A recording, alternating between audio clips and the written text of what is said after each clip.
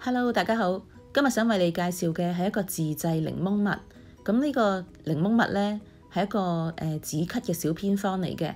咁同埋做法亦好簡單。咁佢又可以化痰止咳啦，又潤肺，又可以潤我哋嘅喉嚨。咁係好適合小朋友啦，或者係我哋工作上成日要講嘢嘅嗰啲人，咁都係好適合嘅。咁材料方面呢，就有4個檸檬啦，同埋1包半嘅冰糖。咁佢哋嘅重量呢，4個檸檬就大概係600 gram， 咁個冰糖就用900 gram 啦。咁首先嗰啲檸檬呢，我哋用啲鹽呢，就開啲鹽水就浸洗下佢，咁同埋要擦下佢個表面啦。咁係盡量清潔下佢個外皮嘅啫。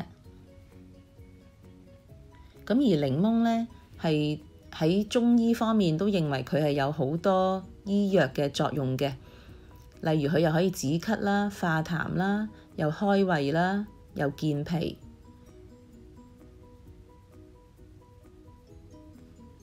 咁好啦，我哋之後呢，就再用清水再沖洗返乾淨佢啦。咁跟住我哋就切片，咁頭尾都唔愛嘅，咁就再將佢切做薄片啦。咁切完之後呢，我哋就擺到備用先。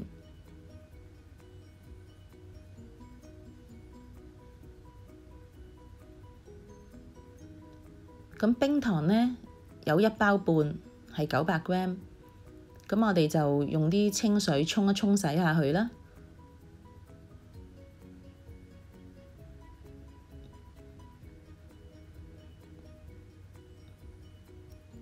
咁呢，我哋用一個電飯煲，就將啲冰糖呢放晒落去，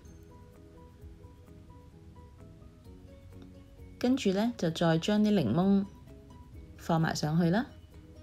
咁冚埋蓋，我哋就用煲粥嗰個掣，就撳着佢，咁就由佢煲8個鐘頭。咁8個鐘頭後呢，就完成㗎啦。咁而家係好濃縮嘅檸檬蜜嚟嘅。咁我哋就攞返出嚟烹凍啦。咁之後烹凍就可以入樽㗎啦。咁而家即時都已經可以飲㗎啦。咁呢，我滗咗1殼啦。1個殼仔，咁滗完之後呢，就要加啲暖水去開水飲。咁呢度就加咗100毫升水啦。咁個味呢，就係好好飲嘅，好鮮甜。咁就算係小朋友都會鍾意嘅。咁另外呢，就預備1個樽啦，咁就用啲熱水呢，啷一啷佢先。咁跟住呢，就用張廚房紙抹返乾啲水分啦。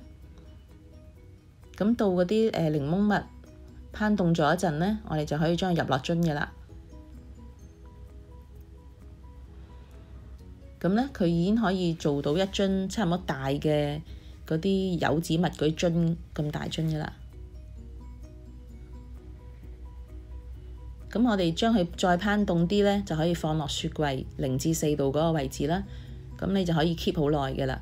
咁另外個電飯煲呢，咁佢會有啲硬嘅糖漿呢黐住嘅，咁但係好簡單，你加啲水，跟住再撳返掣，好似煲飯咁撳一掣，咁煲返滾佢呢，嗰啲糖就會溶解㗎啦。